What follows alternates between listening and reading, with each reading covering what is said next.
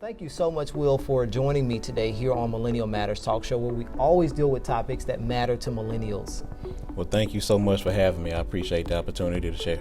Well, today we're talking about credit and the importance of credit. So first, that's what we're talking about. So let's just dive right into it. What is credit, and let's talk about the importance of it. Well, credit is your ability to be able to borrow money from someone else to make purchases using someone else's money.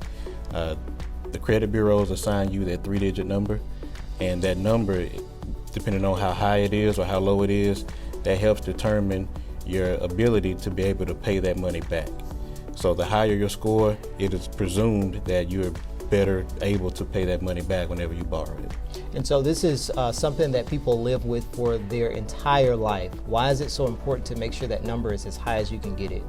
Because you never know when you're going to need to purchase something, and many people think that credit only comes into effect when you're making a purchase. However, it shows up when you're trying to get insurance, when you're getting utilities. It shows up in so many different places that we don't even realize. So the higher your credit score is, the better you're off in all of those aspects of your life.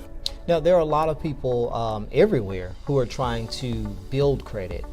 How in the world can they build their credit? For someone starting out, I would recommend a secured credit card.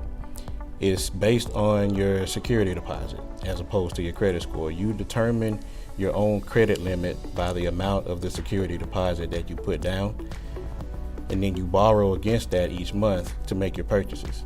And then if you keep your balance below 30%, which is what we recommend, or even 15% is even better. You can keep your balance low and make payments on time every month. Your credit score will increase gradually over time.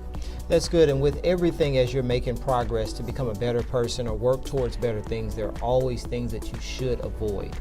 When building your credit, what should people avoid? Avoid late payments at all costs.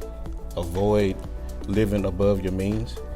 Many people think that when they get a credit card, that's free money. That's not the case. Your credit cards, or whatever you charge to that card, you're going to have to pay that back. So it's best to just stay within your means. Don't overspend. Don't max out your credit card, because it's gonna hurt you more than it will help you. So I can't go get a credit card and just shop till I drop? You can shop, but don't shop till you drop. Okay. All right. Well, thank you so much for your information today. And as always, he's joined us today for Millennial Matters Talk Show, where we talk about topics and we deal with topics that matter to all millennials here in Mississippi.